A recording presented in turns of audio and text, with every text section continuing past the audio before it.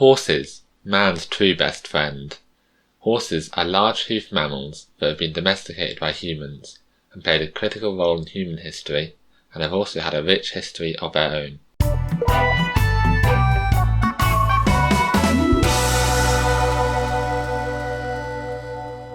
Hi, Zachamels here. Horses are a member of the genus Equus, which also includes species of donkeys and zebras. These three animals are the only living members of the family Equidae. However, there are many extinct members of the horse family. The oldest known fossils of the horse family are from 52 million years ago. They used to be assigned to the genus Hyracotherium, but that is now out of date and refers to a member of a family closely related to the horse family. Earhippers is now the valid name of the first member of the horse family. The evolution of horses from Earhippers to modern horses is often used as a simple example of a linear progression of evolution, with equids gradually becoming bigger and getting less and less toes. However, in reality, horse evolution is not one linear line. It's more like a large tree, with horses, zebras and asses being the only surviving branch. In the past, there would have been a large variety of equids that were all sorts of shapes and sizes. The first known depiction of horses by humans was in 30,000 BC, when horses first appeared in Paleolithic cave art. This particular cave art was in the Chariots cave in France. The artwork is very well preserved. Around 3500 BC is when horses were domesticated. Before horses were domesticated, the only interactions between humans and horses would be when humans hunted horses for meat. Exactly when horses were domesticated is unknown and disputed. It was sometime between 6000 BC and 2000 BC. One likely hypothesis is that horses were first domesticated approximately 3500 BC in northern Kazakhstan by the Botai culture, who seem to have domesticated horses for riding to hunt more wild horses, and there is also evidence they milked horses. 2000 BC was the first use of chariots. These are wheeled transport powered by horses. They were first used in warfare, but in the next few thousand years were replaced by cavalry, which is soldiers on horseback, and chariots were used for travel and parades. 1184 BC. This is when the famous Trojan horse was used by the Greeks. According to legend, this is when the Greeks used a wooden horse to enter the city of Troy and win the Trojan War. The exact details of the real event is uncertain, and even whether there was an actual Trojan horse at all. 300 BC. This is when the horse-driven mill was invented, which greatly increased output in mills, as before mills were hand-powered. Around 40 AD is when Incitatus was alive, the favourite horse of Roman Emperor Caligula. According to the legend, Caligula planned on making Incitatus a consul. There are also claims Caligula made Incitatus into a priest. 700 AD. This is when the first saddle-like equipment was used. At this time they were used as status symbols and had precious metals and elaborate patterns. Also in 700 AD is when stirrups were introduced to cavalry. There is large debate over whether the introduction of stirrups to cavalry caused feudalism. This is called the Great Stirrup Controversy. The idea is that stirrups allowed knights to exist, which completely changed the social structure at the time and eventually resulted in feudalism. However, this claim is heavily criticised, and therefore is why it is known as the Great Stirrup Controversy. 1066. This is when the famous Battle of Hastings happened. Horses were a big part of the Battle of Hastings. William the Conqueror transported over 2,000 horses across the Channel to England. The English only used horses for getting around, which gave the Normans a big advantage, as they fought on horseback. 1066 was also coincidentally when the first recorded jousting tournament happened, a sport that involves two horse riders wielding lances that ride towards each other at high speeds and try to strike each other. 1493. This is when horses first reached America. While horses of the genus Equus did originally evolve in North America, They became extinct on the continent around 10,000 years ago, and didn't return till 1493, when Christopher Columbus brought horses to the Virgin Islands, and they were eventually reintroduced to the mainland by Hernan Cortes in 1519. By the 1600s, Native American people had integrated the use of horses into their culture, and in the 1700s, feral horses became widespread, such as mustangs. These are horses that descend from domesticated ancestors but now live in the wild. 1758. First mounted police. These are police who patrol on horseback, also called Mounties in Canada. The Metropolitan Police Mounted Branch in London was formed in 1758 and is still in operation today. The police horses nowadays are mainly used for crowd control. 1815. A horse is bred with a quagga. Quaggas are an extinct subspecies of the zebra that were brown and had less stripes. This was the first zebroid created, a zebra hybrid. This was by Lord Morton, who bred an Arabian mare with a quagga stallion, which created a half-horse, half-zebra hybrid. He then bred the same Arabian mare with a horse stallion, and found the offspring had stripes on its leg, similar to the quagga. This seemed to confirm the theory of telegony, that the seed of a male could continue to affect the offspring of a female.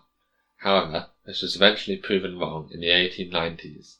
The likely explanation for this was that both the mare and the stallion carried genes of the stripe marking, but they were hidden by dominant genes.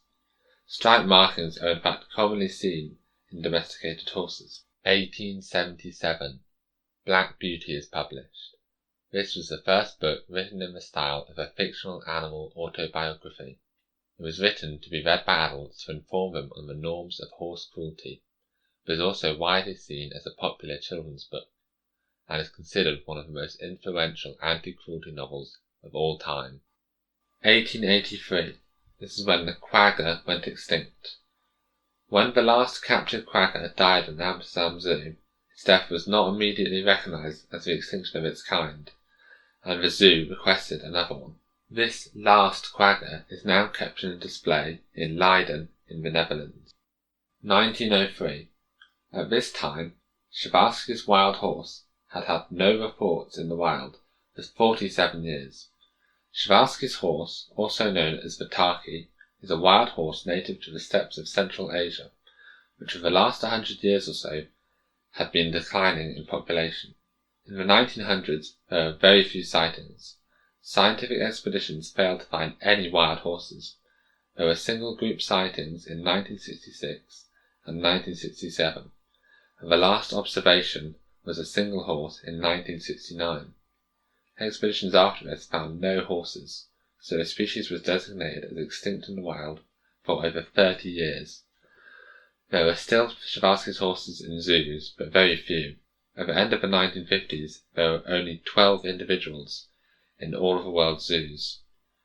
Then, with the last wild caught horse in 1957, these very few horses were the sole representatives of Przewalski's horse, so genetic diversity was very low. But eventually, conservation efforts succeeded with the population, and population numbers worldwide were reaching over 130 by 1965, and reached over 1,500 by the early 1990s. The world's largest captive breeding program for Przewalski's horse was in Ukraine. In 1998, a population of Przewalski's horse was released into the Chernobyl exclusion zone as an experiment. Despite the harmful radiation, the area around the location of the Chernobyl nuclear power plant disaster has high biodiversity and was therefore perfect for introducing Przewalski's horse. This is because of the lack of human activity. The horse population decreased since 2005 because of poaching, but since 2018 there is a population of 150 horses in the Chernobyl exclusion zone. Now we've gone through the history of the Przewalski's horse, let's get back to other horses. In 1909, the tarpan went extinct. Tarpan were another undomesticated wild horse, like the Przewalski's horse. Although there are claims towards both tarpan and Przewalski's horse, but they were not in fact genuine wild horses, and the last true wild horses could have went extinct hundreds or thousands of years ago. 1933, the Heck Horse Program was launched. This was a horse breed created to breed back for tarpan by breeding together horses similar to tarpans.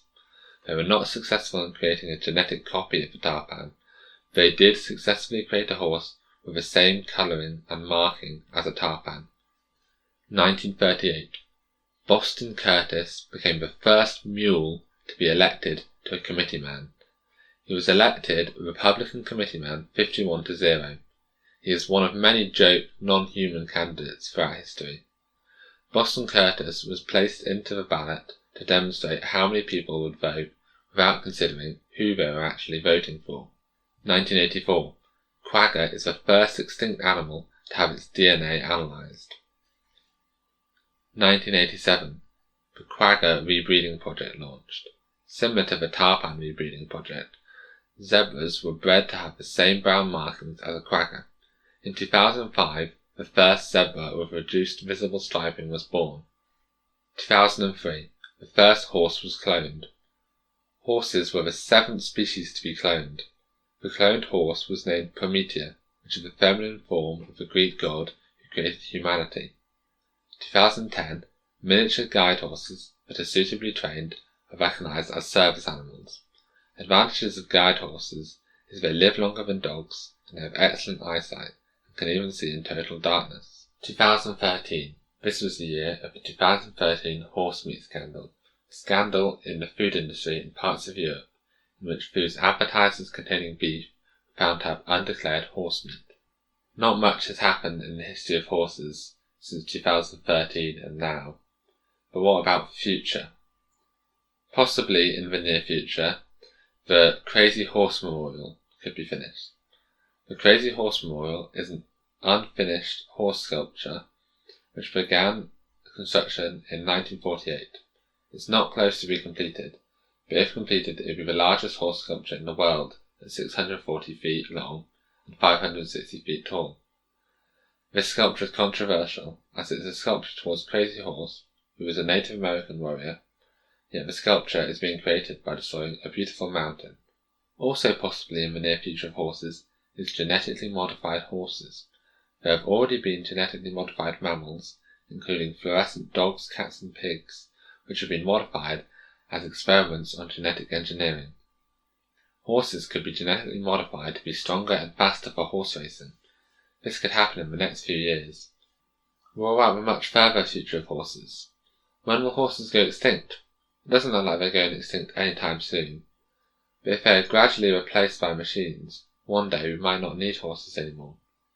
Or perhaps genetically modified horses could become better than machines, and work horses could become a lot more common.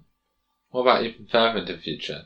What if humans went extinct and horses became the dominant species on Earth and evolved a human intelligence? That's not actually really how evolution works, and horses would likely just die out or return to being wild grazers, but it's a fun thought. And what about even further into the future? Perhaps right until the end of time itself. In Christianity, it's predicted that the 4 horsemen of the apocalypse, representing war, pestilence, famine and death, will end time itself, making that not only the last event in horse history, but the last event ever, which I think makes quite a good end for this video on the history of horses. Thanks for watching. Don't forget to subscribe, like, I don't know, all those. Goodbye.